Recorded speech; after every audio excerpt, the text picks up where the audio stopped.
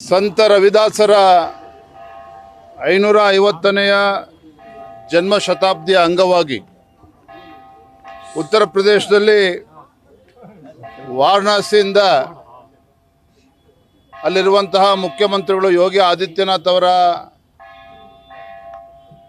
ನೇತೃತ್ವದಲ್ಲಿ ದೇಶದ ಎಲ್ಲ ರಾಜ್ಯಗಳಿಗೂ ಕೂಡ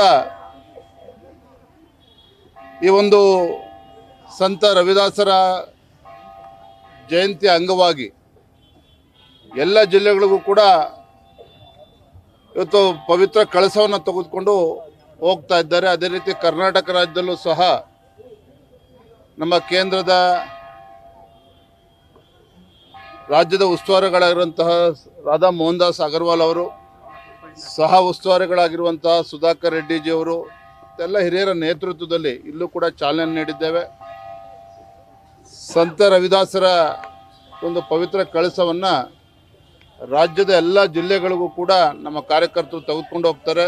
ಇದರ ಮುಖೇನ ಏನು ಸಂತ ರವಿದಾಸರ ಅಪೇಕ್ಷೆ ಇತ್ತು, ಒಂದು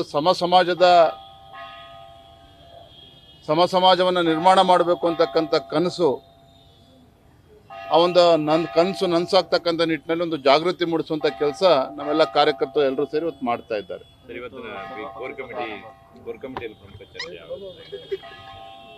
ಕೋರ್ ಕಮಿಟಿಯಲ್ಲಿ ಬಹಳ ಪ್ರಮುಖವಾಗಿ ಅನೇಕ ವಿಚಾರಗಳು ಚರ್ಚೆ ಆಗಿದ್ದಾವೆ. ನಮ್ಮ ರಾಜ್ಯದ ಉಸ್ತುವಾರಿಗಳು, ಸಹ ಉಸ್ತುವಾರಿಗಳು, ಸನ್ಮಾನ್ಯ BS ಯಡಿಯೂರಪ್ಪನವರು, ಬಸವರಾಜ ಬೊಮ್ಮಾಯಿಜಿಯವರು, ಸದಾನಂದ ಗೌಡರು ಎಲ್ಲ ಹಿರಿಯರು ಇವತ್ತಿನ ಕೋರ್ ಕಮಿಟಿ ಸಭೆಯಲ್ಲಿ ಭಾಗವಹಿಸಿದ್ರು. ಚರ್ಚೆ ಆಗಿರ್ತಕ್ಕಂಥ ಪ್ರಮುಖ ಅಂಶ ಅಂತ ಹೇಳಿದ್ರೆ ಭೀಕರ ಬರ ಇದೆ ಇವತ್ತು ಕರ್ನಾಟಕ ರಾಜ್ಯದಲ್ಲಿ. ಇಂಥ ಸಂದರ್ಭದಲ್ಲಿ ರಾಜ್ಯ ಸರ್ಕಾರ ಕೈ ಕಟ್ಕೊಂಡು ಕೂತಿರುವಂಥದ್ದು ಈ ನಾಡಿನ ರೈತರಿಗೆ ಒಳ್ಳೆ ಮಾಡೋದಕ್ಕೆ ಸಾಧ್ಯ ಇಲ್ಲ. ಈ ನಿಟ್ಟಿನಲ್ಲಿ ಸದನವನ್ನು ಯಾವ ರೀತಿ ನಾವು ಸದ್ಬಳಕೆ ಮಾಡ್ಕೋಬೇಕು, ರೈತರ ಧ್ವನಿಯಾಗಿ ಯಾವ ರೀತಿ ಸದನದಲ್ಲಿ ವಿಚಾರವನ್ನು ಪ್ರಸ್ತಾಪ ಮಾಡಬೇಕು, ಇದು ಚರ್ಚೆ ಆಗಿದೆ. ಅದೇ ರೀತಿ ವಿಧಾನ ಪರಿಷತ್ ಚುನಾವಣೆ 4 ಕ್ಷೇತ್ರಗಳಿಗೆ ಮುಂದಿನ ಅಕ್ಟೋಬರ್ ನಡೀತಕ್ಕಂಥ ವಿಧಾನ ಪರಿಷತ್ ಚುನಾವಣೆ ಈಗಾಗಲೇ ಅಭ್ಯರ್ಥಿಗಳು ಎಲ್ಲವನ್ನು ಕೂಡ ಘೋಷಣೆ ಮಾಡಿದೆ. ಒಂದರಲ್ಲಿ ಇನ್ನೂ ಕೂಡ ಬಾಕಿ ಇದೆ. JDS ಜೊತೆ ಇವತ್ತು ನಾವು ಚರ್ಚೆ ಮಾಡಿ ಅಲ್ಲಿ ಯಾರನ್ನ ಅಭ್ಯರ್ಥಿ ಹಾಕಬೇಕು ಅದನ್ನು ಕೂಡ ತೀರ್ಮಾನ ಆಗಬೇಕು. ಭಾಳ ಪ್ರಮುಖವಾಗಿ ಇವತ್ತು ಸದನದ ಒಳಗಡೆ ಮತ್ತು ಸದನದ ಹೊರಗಡೆ ಯಾವ ರೀತಿ ಹೋರಾಟಗಳನ್ನು ಕೈಗೆತ್ತಿಕೊಳ್ಬೇಕು ಇದು ಕೂಡ ಚರ್ಚೆ ಆಗಿದೆ. ಮತ್ತು KPSC ಬಹಳ ದೊಡ್ಡ ಅನ್ಯಾಯ ಈ ನಾಡಿನ ಯುವಕರೊಂದಿಗೆ ಆಗ್ತಾ ಇದೆ. ವರ್ಷಗಟ್ಟಲೆ ಶ್ರಮವನ್ನು ಪಟ್ಟು ಆ ವಿದ್ಯಾರ್ಥಿಗಳಿಗೆ ಶ್ರಮ ಪಟ್ಟರೂ ಕೂಡ ನ್ಯಾಯ ಸಿಗದೇ ಇರುವಂಥದ್ದು, ಈ KPSC ಅವ್ಯವಹಾರ, ಇದು ಕೂಡ ಸದನದಲ್ಲಿ ಚರ್ಚೆ ಆಗಬೇಕು ಅನ್ನೋದನ್ನು ಕೂಡ ಮಾತನಾಡ್ಕೊಂಡಿದ್ದೇವೆ. ಈ ರೀತಿ ಅನೇಕ ಜ್ವಲಂತ ಸಮಸ್ಯೆಗಳನ್ನು ಸದನದಲ್ಲಿ ಪ್ರಸ್ತಾಪ ಮಾಡಬೇಕು ಅಂತ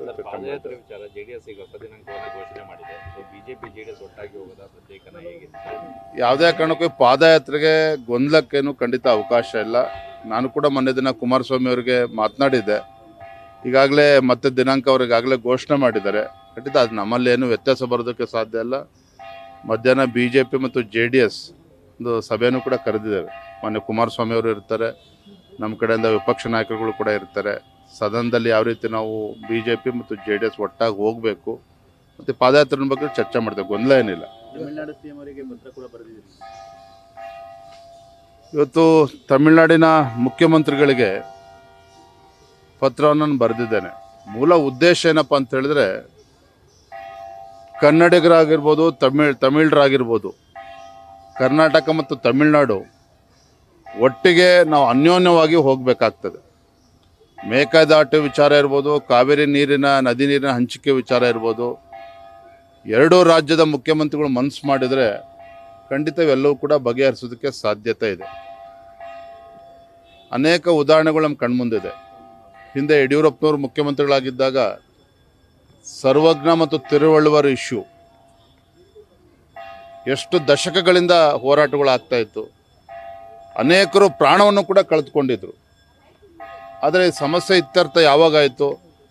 ಹಿಂದಿನ BJP ಸರ್ಕಾರ ಇದ್ದಾಗ ಯಡಿಯೂರಪ್ಪನವರು ಮುತುವರ್ಜಿ ವಹಿಸಿ ಅಂದಿನ ತಮಿಳುನಾಡಿನ ಮುಖ್ಯಮಂತ್ರಿ ಕರುಣಾನಿಧಿ ಅವ್ರ ಜೊತೆಲೂ ಕೂಡ ಚರ್ಚೆ ಮಾಡಿ ಒಂದು ಸೌಹಾರ್ದಯುತವಾಗಿ ಸಮಸ್ಯೆ ಬಗೆಹರಿತು.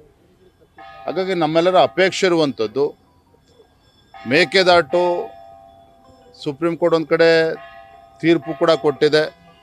ತಮಿಳ್ನಾಡಿಗೂ ಅದರಿಂದ ಏನು ಅನ್ಯಾಯ ಆಗೋದಿಲ್ಲ. ನಮಗೆ ಬೆಂಗಳೂರು ಇರ್ಬೋದು, ಈ ಭಾಗದ ಜನರಿಗೆ ಕುಡಿಯೋ ನೀರಿನ ವ್ಯವಸ್ಥೆನೂ ಕೂಡ ಆಗಬೇಕಾಗಿದೆ. ಹಾಗಾಗಿ ಎರಡೂ ರಾಜ್ಯದ ಮುಖ್ಯಮಂತ್ರಿಗಳು ಕೂತು ಚರ್ಚೆ ಮಾಡಿ ಯಾರಿಗೂ ಅನ್ಯಾಯ ಆಗದ ರೀತಿಯಲ್ಲಿ ಮತ್ತು ಜನರು ಬೀದಿಗಿಳಿದು ಮತ್ತೆ ಪ್ರತಿಭಟನೆ ಮಾಡಬಾರ್ದು.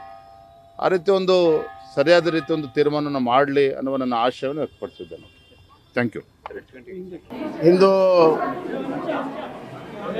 ಕಾವೇರಿ ನೀರಿನ ವಿಚಾರದಲ್ಲಿ ಸರ್ವ ಪಕ್ಷದ ಸಭೆಯನ್ನು ಕರೆದಿದ್ದಾರೆ ಸರ್ಕಾರದವರು, ಮುಖ್ಯಮಂತ್ರಿಗಳು. ನಿನ್ನೆ ಸಾಯಂಕಾಲ ಎಲ್ಲ ಪ್ರಮುಖರು ಸೇರಿ ಅದರಲ್ಲಿ ಭಾಗವಹಿಸಬೇಕಂತ ತೀರ್ಮಾನ ಮಾಡಿದ್ವಿ. ಇವತ್ತು ಕೋರ್ ಕಮಿಟಿಯಲ್ಲೂ ಕೂಡ ಚರ್ಚೆ ಮಾಡಿ ಭಾಗವಹಿಸಬೇಕನ್ನುವಂಥದ್ದು ತೀರ್ಮಾನ ಆಗಿದೆ. ಈಗ ನಿನ್ನೆ ಮಳೆ ಬಂದು ನಮ್ಮ ಕರ್ನಾಟಕಕ್ಕೆ ವರ್ಣದೇವ ಆಶೀರ್ವಾದ ಮಾಡಿದ್ದಾನೆ. ವಯನಾಡಿನಲ್ಲೂ ಆಗಿದೆ, ಕೊಡಗಲ್ಲೂ ಆಗಿದೆ, ಈ ಕಡೆ ಸಕಲೇಶಪುರದಲ್ಲೂ ಆಗಿದೆ, ಕ್ಯಾಚ್ಮೆಂಟ್ ಏರಿಯಾದಲ್ಲಿ ಆಗಿದೆ. ಆ ಹಿನ್ನೆಲೆಯಲ್ಲಿ ಕಬಿನಿಯಲ್ಲಿ ನೀರು ಬಿಟ್ಟಿದ್ದಾರೆ. ಅದನ್ನು ಪೂರ್ತಾಗೋದು ಕಾಯಕ್ಕಿಂತ ಮುಂಚೆನೇ ನಿನ್ನೆನೇ ಸೂಚನೆ ಕೊಟ್ಟು ಸ್ವಲ್ಪ ಮುಂಚಿತವಾಗೇ ನೀರು ಬಿಟ್ಟಿರುವಂಥದ್ದು ಗಮನದಲ್ಲಿದೆ. ಏನೇ ಆಗಲಿ, ಸುಪ್ರೀಂ ಕೋರ್ಟ್ನಲ್ಲಿ ವಾದ ಮಾಡೋದಕ್ಕೆ ನಮಗೆ ಭಾಳ ಗಟ್ಟಿಯಾಗಿರುವಂಥ ವಿಚಾರ ಸಿಕ್ಕಿದೆ. ಸರ್ಕಾರ ಏನು ಮಾಡ್ತಿದೆ ನೋಡೋಣ. ಯಾಕಂದರೆ ಇದು ಕೇವಲ ಒಂದು ಬಾರಿ ನೀರು ಬಿಡೋದು ಜೂನ್ ಜುಲೈ ಪ್ರಶ್ನೆ ಅಲ್ಲ. ಇಡೀ ವರ್ಷದಲ್ಲಿ ಕಾವೇರಿ ನೀರಿನ ನಿರ್ವಹಣೆ ಯಾವ ರೀತಿ ಮಾಡ್ತಾರೆ ಸರ್ಕಾರ ಅನ್ನುವಂಥದ್ದು ಭಾಳ ಮುಖ್ಯ. ಸರ್ಕಾರ ಏನು ಹೇಳ್ತದೆ ನೋಡೋಣ. ನಮ್ಮದೇ ಆದಂಥ ವಿಚಾರಗಳಿದ್ದಾವೆ, ಅಲ್ಲಿ ಸರ್ಕಾರ ಜೊತೆಗೆ ಚರ್ಚೆ ಮಾಡ್ತೀವಿ.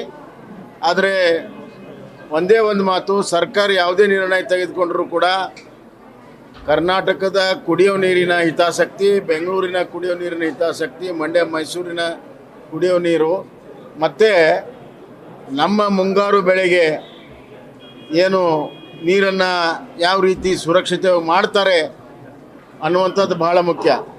ಇದು ಹುಡುಗಾಟದ ಮಾತಾಗಿದೆ.